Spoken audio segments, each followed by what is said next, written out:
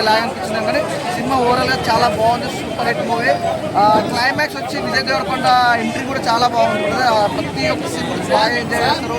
Background music కానీ RR కానీ production చాలా అంటే చాలా బాగున్నాయి. మెయిన్ అసలు బుజ్జి గురించి చెప్పుకోవాలి. సినిమా మొత్తంలో క్లైమాక్స్ లెక్క కూడా బుజ్జిని తీసుకురావడం అంతా చాలా క్రేజ్ ఉంది. అలాగే ప్రభాస్ వాళ్ళ మదర్ తోటి సినిమా చూడడం కూడా చాలా హ్యాపీగా అనిపించింది. సూపర్ మూవీ అయితే చాలా బాగుంది. అలా దగ్గర పడుకొని హీరోయిన్ కానీ, అలాగే బ్రహ్మానందం గారి క్యారెక్టర్ కానీ, ఆర్జీవ్ గారి క్యారెక్టర్ కానీ, ఎవ్రీథింగ్ ప్రతి ఒక్కరికి కూడా కనెక్ట్ అయిపోయే సినిమా. ఎవరు మిస్ కాకుండా చూడండి. సూపర్ దుల్కర్ సల్మాన్కి చాలా బాగుంది, కాకపోతే తనకు అన్యాయం జరిగింది. సూపర్ మూవీ అయితే చాలా బాగుంది అన్న.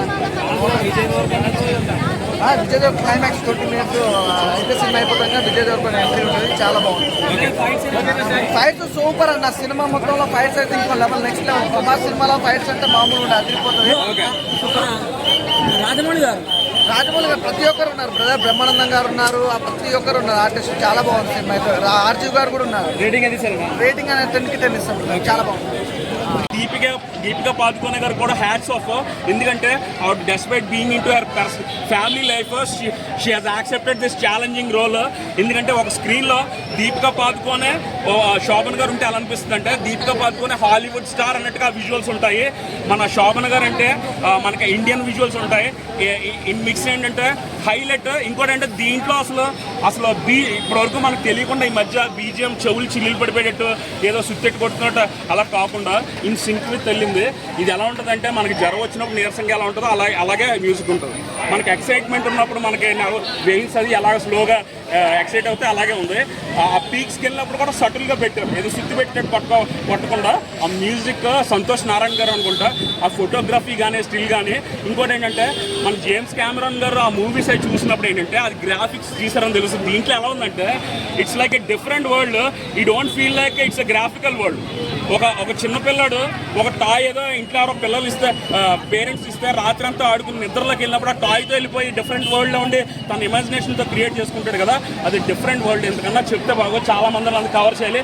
ఫస్ట్లో ఏంటంటే ఇప్పటివరకు సినిమా మొన్న ఏంటంటే ఐపీఎల్ లక్కీగా రేపు అయిపోతుంది. మొన్న ఎలక్షన్స్ వల్ల ముందర గడ్డుకాలం అందరూ థియేటర్స్కి పిల్లలతో వెళ్ళండి. పిల్లలు మటుకు మీకు మార్క్స్ రావాలంటే ఓన్లీ అండి మధ్యలో ఇలాంటి సినిమాలు చూడాలి. మన నాగశ్విన్ గారు కూడా ఇంతవరకు ఈ స్థాయికి వెళ్ళారంటే వాళ్ళు చదువును తక్కువ చేయలేదు. వాళ్ళ ప్యాషన్ ఉన్నా కూడా వాళ్ళ ఇంటలెక్ట్, చదువు, సంస్కారం. అందులో మన ఇంకోటి అంటే హ్యాట్స్ ఆఫ్ టు దత్ గారు and team for the Mahanati cinema. ఎందుకంటే ఇంటలెక్చువల్ థాట్ ఫస్ట్ సావిత్రి గారిని ఫస్ట్ స్క్రీన్ మీద చూపించింది. ఆ క్రెడిట్ నాగశ్విన్ గారికి వస్తుంది. Hats off not one in particular every one. ఇంకో వన్ లాస్ట్ టైము కోటమ దెబ్బకి వదిలింది ఫ్యాన్కి బూజు. ఆర్జీ అంటే సెటైర్స్తో ఫోజు. మనకు ఉన్నది మనసున్న మహారాజు అంటే one and only Prabhas darling Raju. Thank you so much. Prabhas గారు ఎలా ఉన్నారు? ప్రభాస్ గారు చెప్పట్లేదు. ప్రభాస్ గారి గురించి మనం ఏం చెప్తాం. ఆయన కటౌట్కి సరైన సినిమా రావాలనుకున్నాను, సరైన సినిమా వచ్చింది. కొంతమంది ట్రోల్ చేస్తున్నారు కదా, ఫస్ట్ హాఫ్ కొంచెం స్లో ఉంది, లాగ్ ఉంది అని. వాళ్ళకి ఏం చెప్తారు? లాగ్ ఏంటన్నా, ఇప్పుడు ఒక సినిమా తీసినప్పుడు 2.5 hours కంటిన్యూగా రావాలంటే ఎక్కడ అవ్వదు కదా. అది కొన్ని ఎలివేషన్స్ పెట్టుకుంటూ వెళ్తారు కదా. దాంతోపాటు చిన్న కామెడీ పెట్టారు, అది లాగ్ అవ్వదండి. అది సినిమాకి అవసరం. ఎన్ని కోట్ల కలెక్షన్ అవ్వచ్చు? 2 కోట్లు అంటే అవి మనం ఎక్స్పెక్ట్ చేయలేము కదా సార్. వాళ్ళు రావచ్చు మరి, అది దానికి ఎక్స్పెక్ట్ చేయాలి. నాకైతే అశ్వత్థామ క్యారెక్టర్ ఒకటి సార్, కర్ణుడి క్యారెక్టర్ ఒకటి. అదే ప్రభాస్ గారికి ఏ క్యారెక్టర్ పెడతారు అనుకున్నా నాకు అర్థం కాలేదు. అసలు మహాభారతంలో మగుడు ఎవరైనా ఉన్నాడంటే కర్ణుడు అంటే శ్రీకృష్ణుడు ఫస్ట్, శ్రీకృష్ణుడు తర్వాత కర్ణుడు తర్వాత అర్జునుడు. అయితే నేను అనుకున్నాను ప్రభాస్ గారికి ఎటువంటి క్యారెక్టర్ అని. కర్ణుడు పెట్టాడు. నాకైతే చాలా హ్యాపీగా ఉంది. ఒక్కొక్క క్యారెక్టర్ చూస్తుంటే మామూలుగా లేదన్న. కానీ ఒకటే అన్న, ఈ సినిమా ల్యాగ్ ఇదే అన్న వాళ్ళకి ఒకటే చెప్తున్నాను, ల్యాగ్ ఏం కదన్న సినిమా. ఒకసారి చూడండి. మామూలుగా డైరెక్ట్ థియేటర్లో చూసి కన్నా 3Dలో చూస్తే దాని ఎఫెక్ట్ అన్నది అర్థం. 8,000 కోట్ల కలెక్షన్ అవ్వచ్చు. 8,000 కోట్లు అంటే కలెక్షన్స్ వచ్చి బాహుబలి అది వేరే సార్, ఇది వేరే. ఈ కలెక్షన్స్ అయితే వచ్చే సినిమాకి ఆస్కర్ వచ్చే అవకాశం ఏమైనా ఉందా?